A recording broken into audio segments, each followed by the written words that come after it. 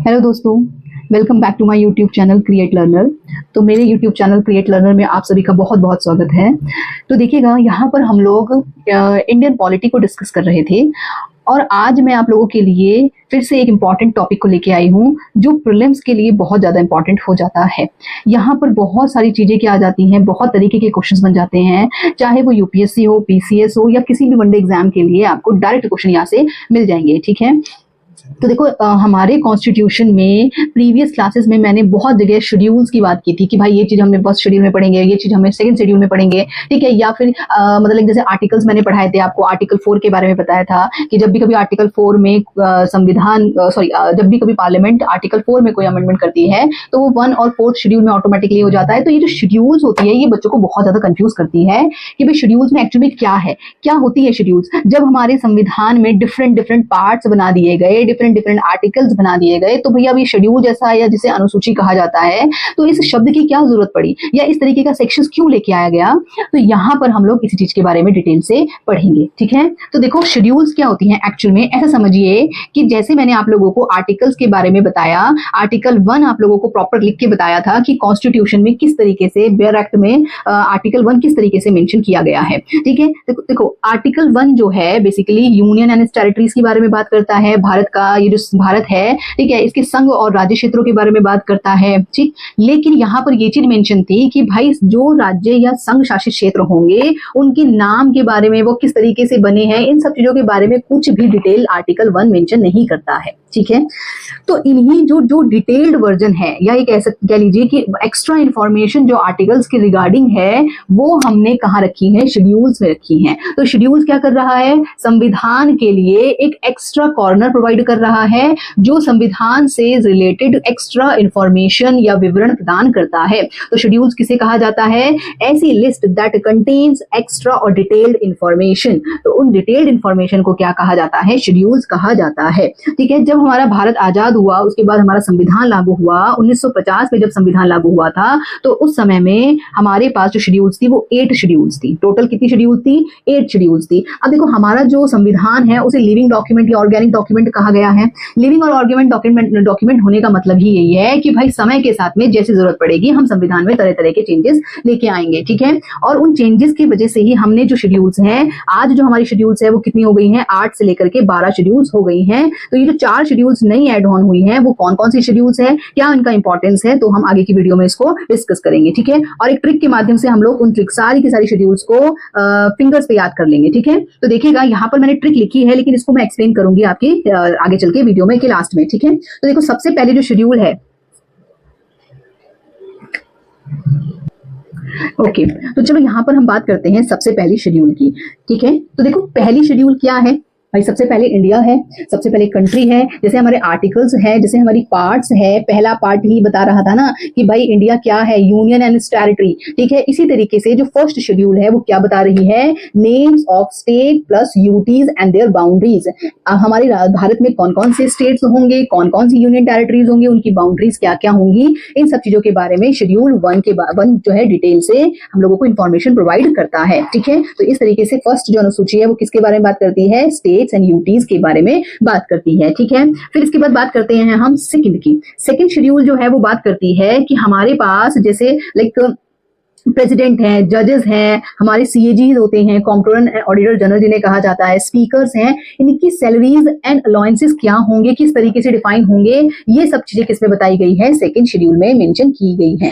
ठीक है, फिर बात करते हैं हम थर्ड शेड्यूल की। तो थर्ड शेड्यूल बात करते हैं कि जैसे मेंबर ऑफ पार्लियामेंट्स हैं, लेजिस्लेचर्स जिसको कहा जाता है, स्टेट लेजिस्लेचर्स, सांसद विधायक ये जो होते हैं, ठीक है, जजेस of the supreme court and high court, CAG, इन ये सब जब अपनी सीट लेते हैं, जब भी इन्हें गद्दी मिलती है तो ये किस तरीके की शपथ लेते हैं। ठीक है, शपथ और प्रतिज्ञा जिसे कहा जाता है, तो ओथ एंड अफर्मेशंस, ये सारी चीजें किसमें आती हैं, हमारी थर्ड शेड्यूल में इसको रखा गया है। ठीक है, फिर आता है हमारे पास फोर्थ शेड्यूल। देखो फोर्थ शेड्यूल क्या है, ये बात करती है कि location of seats in Rajya Sabha to state and UTs, कि भाई जो भी हमारे पास स्टेट्स होंगे उन स्टेट्स में राज्यसभा में रिप्रेजेंटेशन किस तरीके से होगा। क्योंकि देखो जो हमारा संसद है, ठीक है, जो हमारी पार्लियामेंट है ना, तो पार्लियामेंट तो 3 चीजों से मिलकर बनी होती है। सबसे पहले हम बात करते हैं प्रेसिडेंट, फिर आपका आता है राज्यसभा और फिर आती है हमारे पास लोकसभा। ठीक है, तो ये जो राज्यसभा है और ये जो लोकसभा है अलग अलग लेवल पर अलग अलग चीजों को रिप्रेजेंटेशन करती है। ठीक है, जैसे लोकसभा की मैं बात करूं तो ये हम लोगों को एज ए डायरेक्ट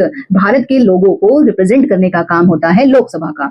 ठीक है, इसी तरीके से जो इंडिया में इतने स्टेट्स हैं, स्टेट्स को रिप्रेजेंट करने का काम होता है राज्यसभा का। ठीक है, तो कौन से राज्य की कितनी सीट्स राज्यसभा में होंगी, किस राज्य को कितना लोकेशंस मिला होगा या किस यूटी को मिला होगा, ये सारी चीजें क्या आती हैं हमारी 4th शेड्यूल में मेंशन की जाती हैं। जैसे मैं बात करूं कि राज्यसभा में हमारी जो सीट्स हैं वो है 245। ठीक है, इस 245 सीट्स में से 233 जो सीट्स होती हैं वो इलेक्टेड होती हैं।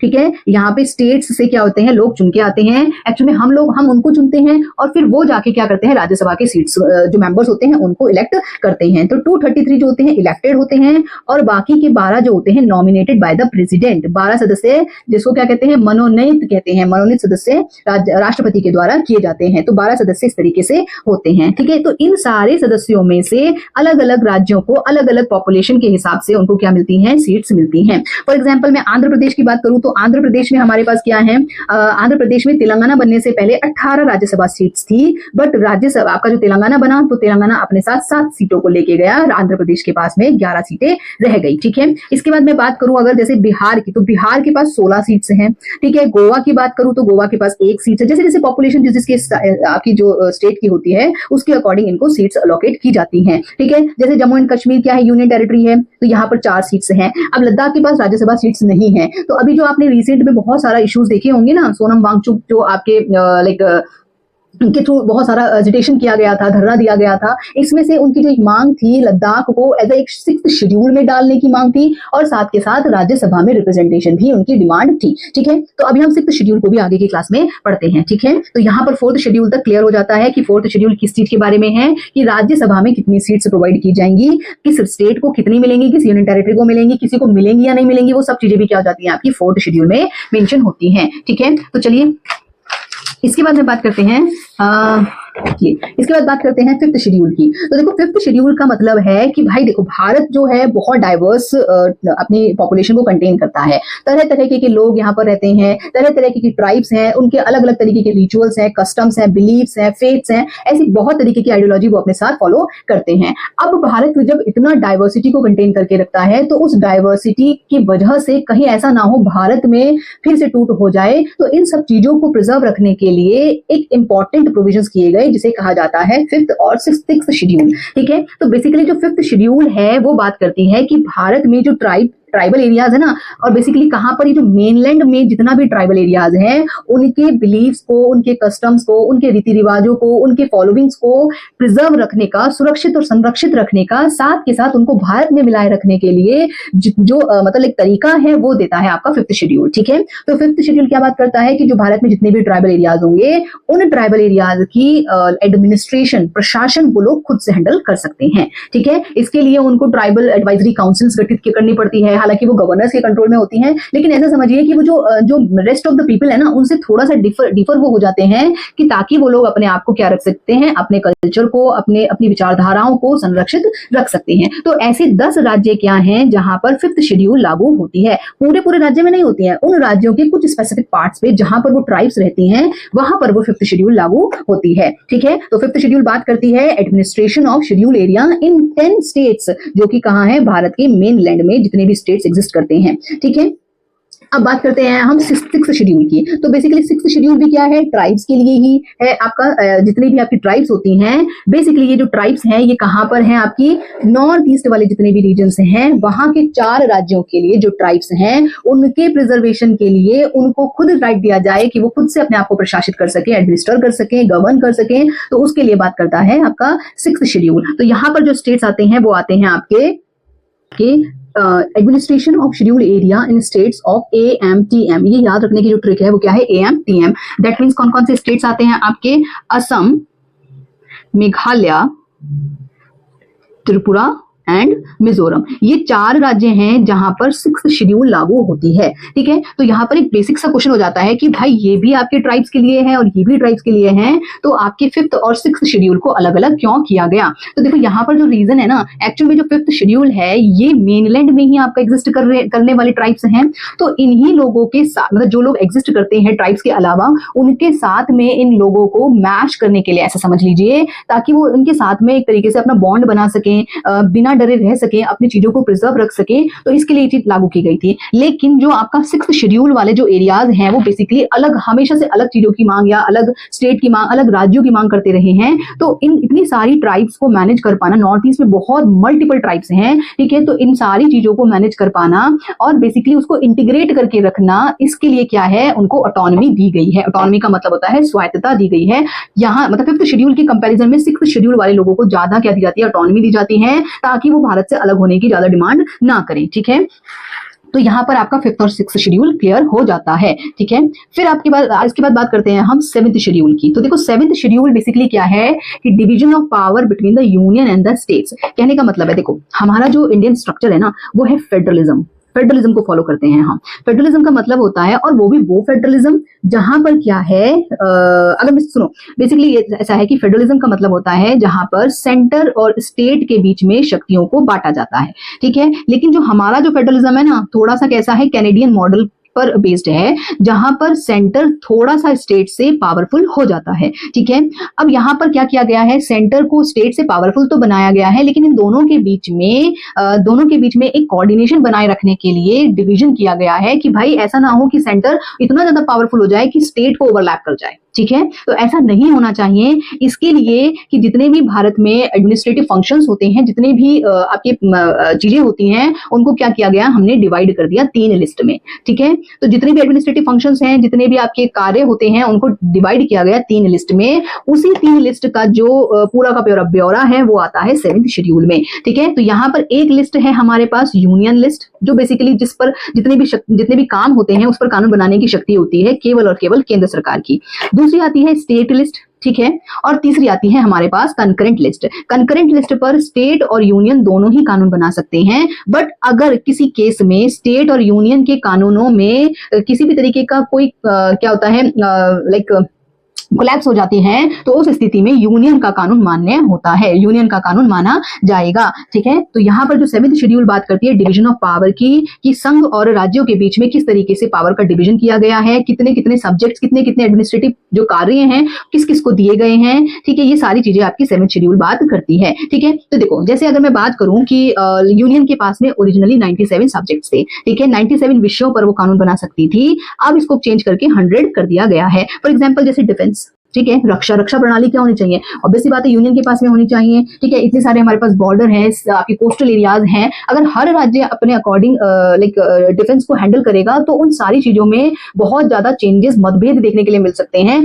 तो वॉर की सिचुएशन में एक क्विक डिसीजन लेने की जो रिक्वायरमेंट होती है वो सफिशिएंट नहीं हो पाएगी। तो इसीलिए जो डिफेंस सब्जेक्ट है वो क्या है, आपका यूनियन का टॉपिक आ जाता है। फॉरेन अफेयर्स, जो आपकी विदेश प्रणाली होती है, विदेश नीतियां होती हैं, वो सारी की सारी यूनियन हैंडल करता है। बैंकिंग है, ऑटोनॉमिक एनर्जी है, ऐसे कोर सब्जेक्ट्स जिन पर पूरे देश के लिए एक ही डिसीजंस लेना या क्विक डिसीजन लेना, ये सारी चीजें क्या हो जाती हैं, यूनियन के कंट्रोल में होती हैं। ठीक है, फिर इसके बाद आते हैं स्टेट लिस्ट में। तो स्टेट लिस्ट में ओरिजिनली हमारे पास 66 सब्जेक्ट थे, जो अब चेंज होकर 61 हो चुके हैं। इसमें से कुछ सब्जेक्ट्स क्या कर दिए गए थे, ट्रांसफर कर दिए गए थे। For example agriculture. ठीक है, तो एग्रीकल्चर जो कृषि है वो क्या आ जाता है, राज्य का टॉपिक आ जाता है। हर राज्य अपने अकॉर्डिंग उनको नीतियां बना सकता है, अपने अकॉर्डिंग स्कीम्स लागू कर सकता है। तो ये सारे सब्जेक्ट्स क्या हो जाते हैं, स्टेट लिस्ट में आ जाते हैं। पब्लिक ऑर्डर बनाए रखना, न्याय व्यवस्था बनाए रखना, ठीक है, आप कह सकते हैं कानून व्यवस्था बनाए रखना। पब्लिक ऑर्डर दैट मींस कानून व्यवस्था बनाए रखना। और पुलिस प्रणाली भी क्या हो जाती है, सारे राज्यों के लिए अलग अलग हो जाती है। तभी आप देखते हैं कि पुलिस जो सिस्टम होता है वो हर राज्य में अलग अलग होता है।